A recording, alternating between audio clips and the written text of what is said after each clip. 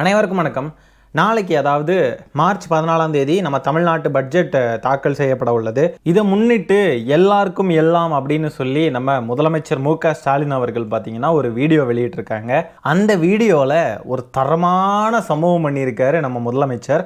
ரூபாய் அப்படின்றத குறிக்கிறதுக்கு நம்ம ஒரு சிம்பிள் வழக்கமாக யூஸ் பண்ணுவோம்ல, இந்த சிம்பிள், அந்த சிம்பிளுக்கு பதிலாக ரூ அப்படின்னு சொல்லிட்டு நம்ம தமிழில் யூஸ் பண்ணக்கூடிய அந்த சிம்பிளை யூஸ் பண்ணியிருக்காங்க.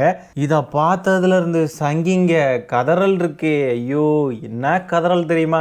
இப்போ ஒன்றுமே நடக்கலை. தமிழ் எழுத்தை முதன்மைப்படுத்தியிருக்காங்க, அவ்வளோதான் நடந்திருக்கு.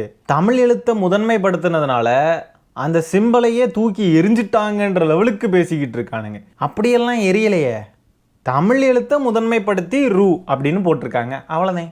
அந்த வீடியோவை லைட்டாக பார்த்துருவோம் வாங்க.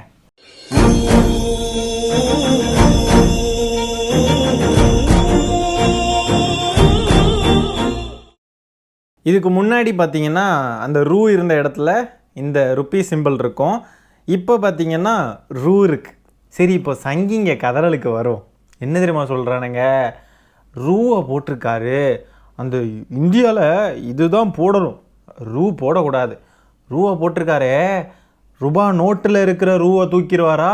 இங்கே மட்டும் இதை பண்ணுறாருல, ரூபா நோட்டில் இருக்கிற ரூபி சிம்பிளை ரூன்னு மாற்றிடுவாரா இவர் அப்படின்னு சொல்லிட்டு பொங்குறானுங்க. அட கிறுக்கணுங்களா, யாரா நீங்களாம்?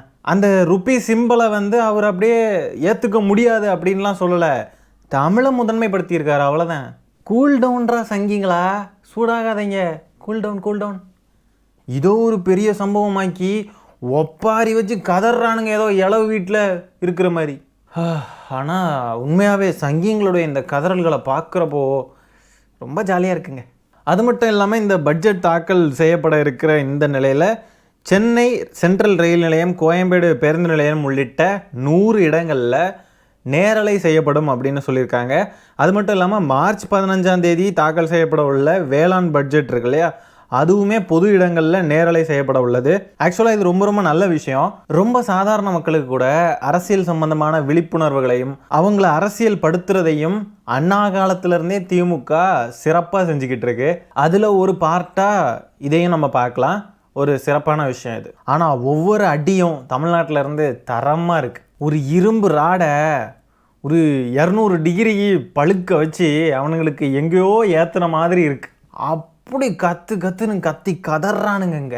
இது ஒரு பக்கம் இருக்க, நேத்தைக்கு அண்ணாமலை ஜி ஒரு மேடையில் பேசுகிறப்ப என்ன தெரியுமா சொல்லியிருக்காப்புல, இது மாதிரி 2026 தேர்தலில் நீங்கள் ஓட்டு போடுறீங்கல்ல, ஓட்டு போடுறப்போ அப்படியே வெறியில் இருக்கணும், அப்படியே அந்த வெறி, உங்கள் வெறியில் அந்த இவிஎம் மிஷினை உடையணும் அப்படின்னு சொல்லி பேசியிருக்காரு.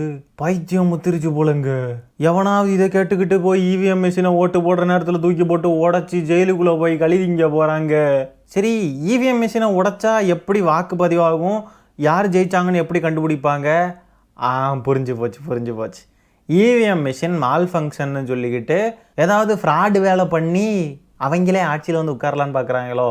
ஆனால் இந்த மாதிரி கூமுட்டைகள் இருந்தால் ஆட்டோமேட்டிக்காகவே பிஜேபி தமிழ்நாட்டில் அழிஞ்சிருங்க. அண்ணாமலைஜி எலெக்ஷன் அன்னைக்கு இவிஎம் மிஷின்லாம் உடச்சி கலவரம் பண்ணணும், அட்டிக்கணும், உடைக்கணும் அப்படின்னு சொல்லிட்டு ஒரு கலவர புத்தியிலே பேசுகிறாரு. இதெல்லாம் இப்போ தப்பு இல்லையா? வாயிலிருந்து நல்ல வார்த்தைகளே வராது போல இருக்குங்க இவங்களுக்கு. சைமன் செபாஸ்டியனுக்கெல்லாம் எப்போவுமே எதையாவது உடைக்கணும், அடிக்கணும், கலவரம் பண்ணணும், அப்படியே தான் மைண்டு எப்போவுமே அப்படியே தான் இருக்கும் போல இருக்குது. அடிக்ட் ஆகி போயிருக்காங்க போல இருக்குது. என்னைக்கு இவங்கெல்லாம் நல்லதை பேசி நல்லது பண்ணியிருக்காங்க? பக்கா கிரிமினல் மாதிரி தான் பேசுவாங்க. இந்த காணொலியை பாருங்கள். இது உத்தரப்பிரதேசத்தில் எடுக்கப்பட்ட காணொலி. ஹோலி பண்டிகை நடக்கிறத முன்னிட்டு தார்பாயெல்லாம் போட்டு மசூதிகளை மூடிக்கிட்டு இருக்காங்க. எவ்வளோ கேவலமான செயலில், எவ்வளோ கேவலமாக இருக்குல்ல இதை பார்க்குறதுக்கு. இது டெமோக்ராட்டிக் கண்ட்ரி அப்படின்னா இதெல்லாம் நடக்கலாமா? இப்படி ஒன்று நடக்குதில்ல, இதுக்காக என்ன ஆக்ஷன் எடுப்பாங்கன்னு நீங்கள் நினைக்கிறீங்க? எந்த ஆக்ஷனும் எடுக்க மாட்டாங்க. ஏன்னா ஆள்றதே அவங்க தானே. இதுவே நம்ம ஊரில் இப்படி ஒரு இன்சிடென்ட் நடந்தால் பதில் என்ன அப்படின்றது உங்கள் எல்லாருக்கும் நல்லாவே தெரியும். மும்மொழி படிக்கிறவங்களாம் ரொம்ப நாகரிகமானவங்க ஆச்சே, அவங்களாம் இப்படி பண்ண மாட்டாங்களே, எப்படி இதெல்லாம் பண்ணுறாங்க? மசூதியை தார்பாயை போட்டு மூடி அவங்களெல்லாம் ஓரங்கெட்டுற இதுதான் நாகரிகமோ? ஒரு வேளை இந்த அளவுக்கு நாகரிகத்தில் வளர்ச்சி அடைகிறதுக்காக தான் நம்மளையும் மும்மொழி கொள்கையை ஏற்றுக்க சொல்கிறாங்களோ? ஐயோ. சரி மக்களே, இந்த காணொலியை நான் இதோட என் பண்ணிக்கிறேன். இந்த வீடியோவில் நம்ம பேசியிருக்கிற விஷயங்களை பற்றி உங்களுடைய கருத்துக்கள் என்னன்றதை கமெண்ட்டில் பதிவு பண்ணுங்கள். வீடியோ பிடிச்சிருந்தா ஒரு லைக் தட்டி விட்டு 4 பேருக்கு ஷேர் பண்ணுங்கள். முக்கியமாக நம்ம சேனலை சப்ஸ்கிரைப் பண்ணி வச்சுக்கோங்க. மீண்டும் இன்னொரு காணொலியில் சீக்கிரமாக உங்களை சந்திக்கிறேன். அது வரைக்கும் டாடா பை, டேக் கேர்.